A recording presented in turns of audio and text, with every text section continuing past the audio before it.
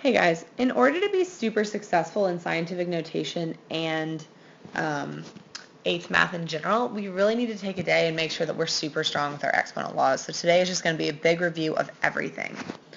So I know that when I'm evaluating exponent laws, I have a base and an exponent. And the exponent tells me the number of times that I'm going to multiply the base by itself.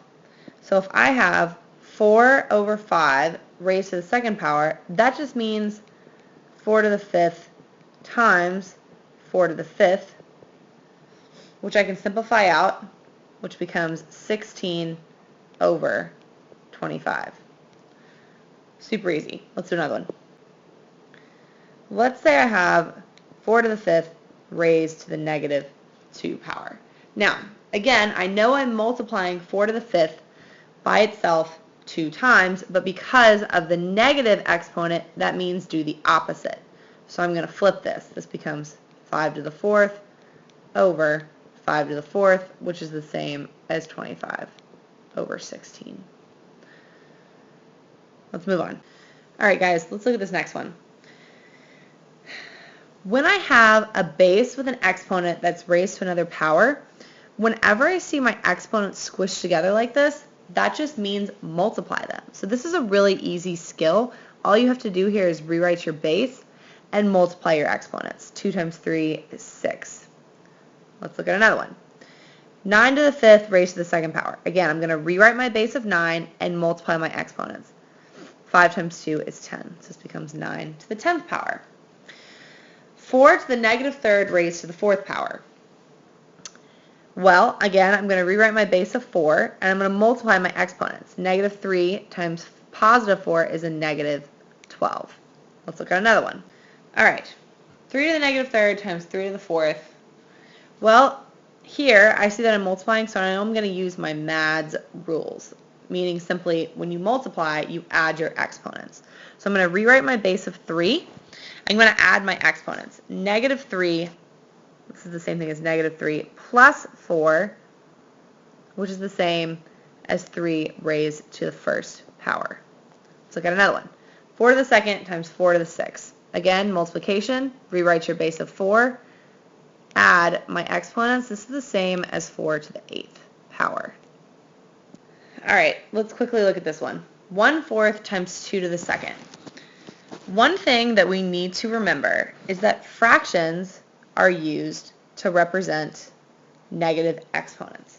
So before I can do anything with this, I need to think to myself, how can I break this 4 down using 2's and multiplication?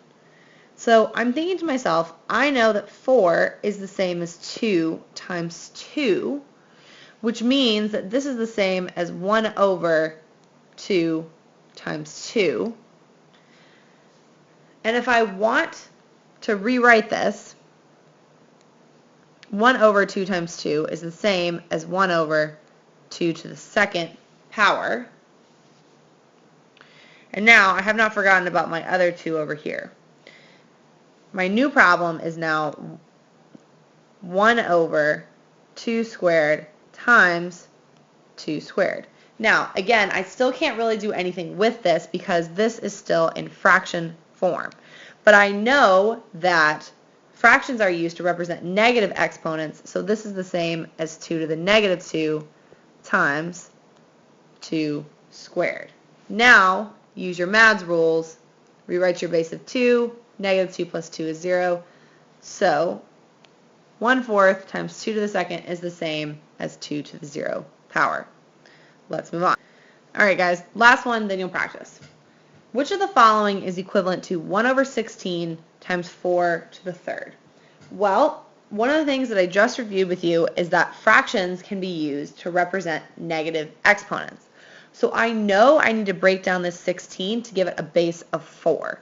So I'm thinking to myself, how can I use 4's to get to 16? Well, I know that 16 is the same as 4 times 4. So this is the same as 1 over 4 times 4, which I can rewrite as 1 over 4 squared, or 4 to the negative 2 power, times 4 to the third. So now this is my final problem I'm dealing with.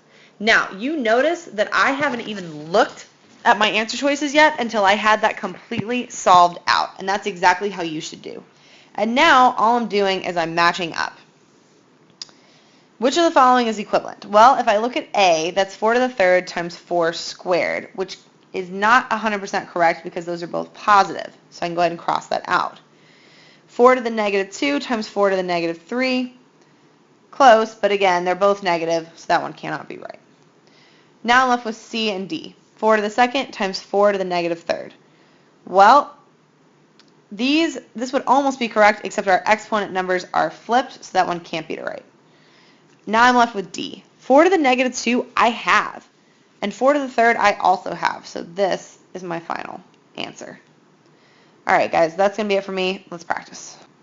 Actually guys, one more example, then we'll practice. 2 more examples. If I have t to the negative 9 power over t to the negative 11 power, I know that this is division because it's in fraction form. So I'm going to go ahead and rewrite my base of t. Please be super careful that you don't just subtract 11 and tell me that this is t to the negative 21 power, right? 20th power. Please write it out so it's negative 9 minus negative 11, because this is a totally different number, because now I can do keep, change, and this becomes negative 11, negative 9 plus 11, which is a positive 2.